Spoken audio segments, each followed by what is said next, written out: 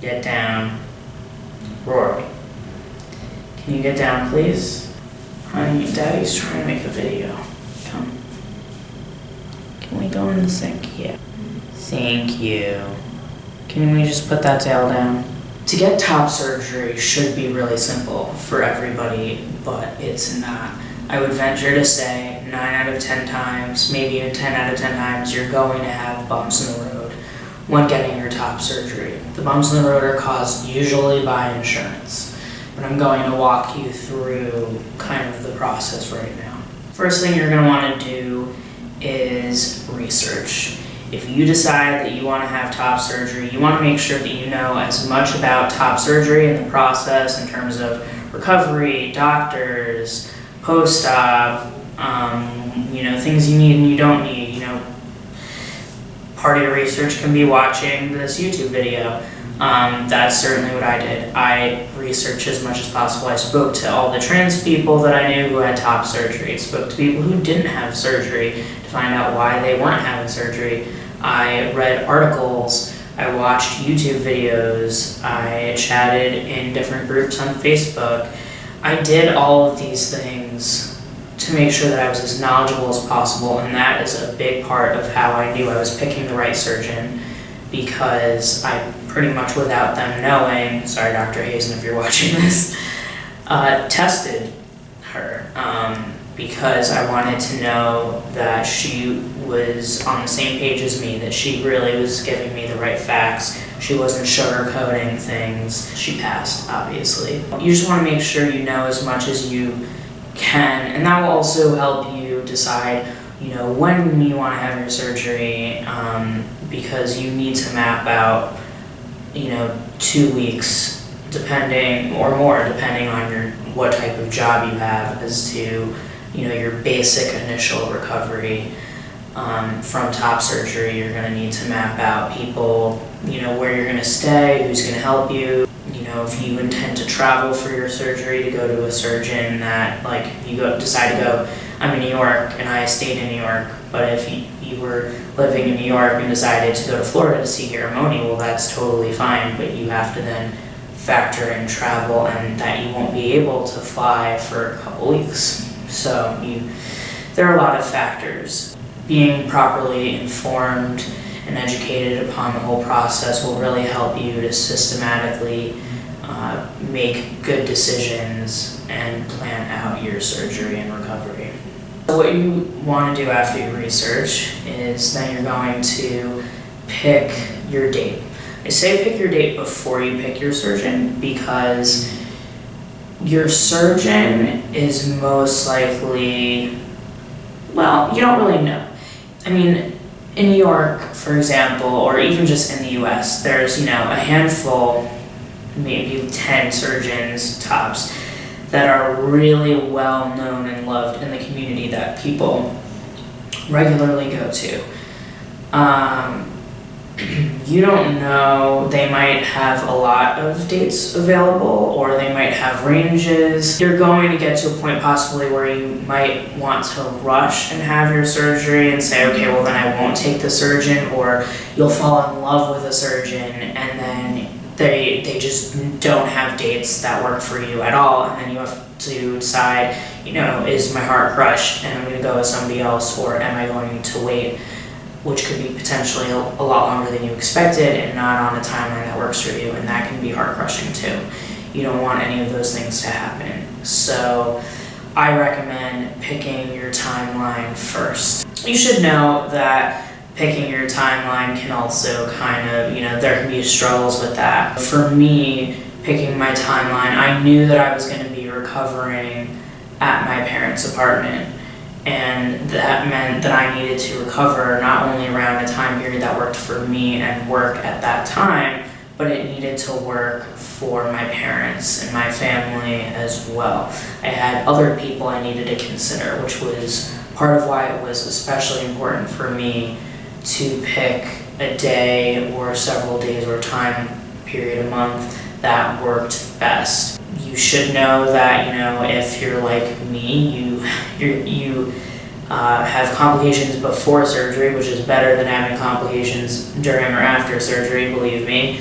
and you might have to have your surgery pushed. If you've been watching my channel, you know that my surgery was initially pushed. So yeah, in theory, you can pick a date and then, solidify that date, and things happen.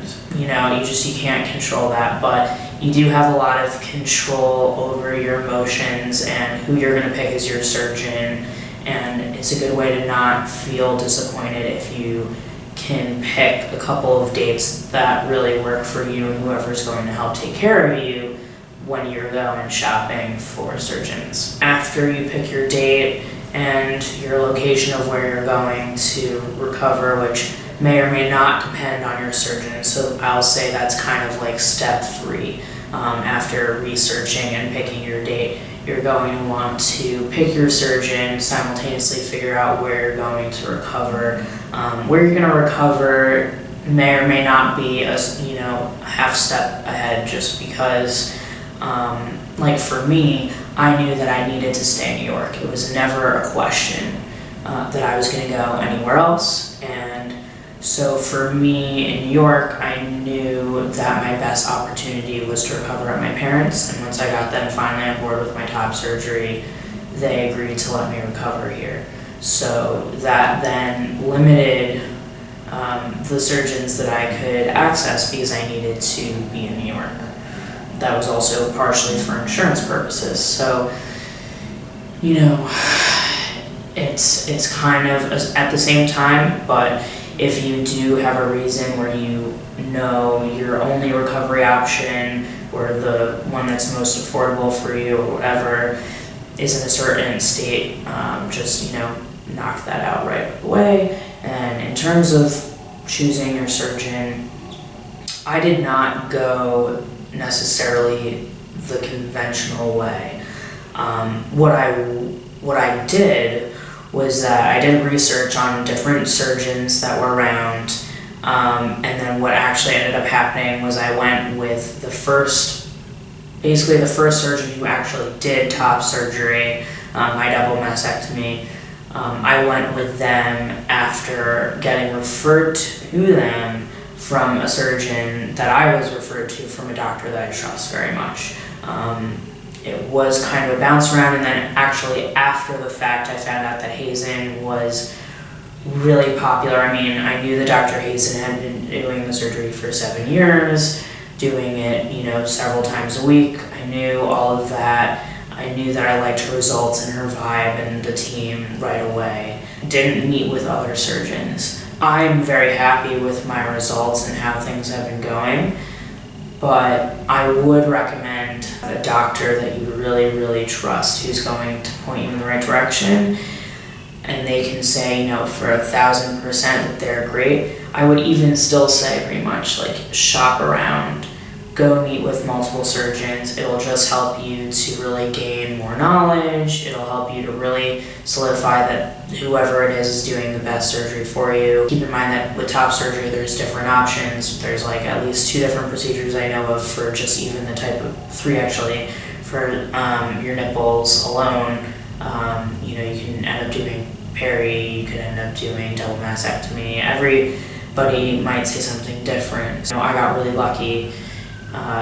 Even just a week or 2 before my surgery, I found out that a couple of people I knew within a group that I'm in all had Hazen, and I was able to talk to one. What I would consider sort of backwards, other than the fact that I knew that I had done a lot of research and I could really trust the people who were involved. After you've chosen your surgeon, you're going to want to find out what days that they have available, but you're not really going to be able to book your surgery until you get a therapy note, basically, from a therapist clearing you for surgery.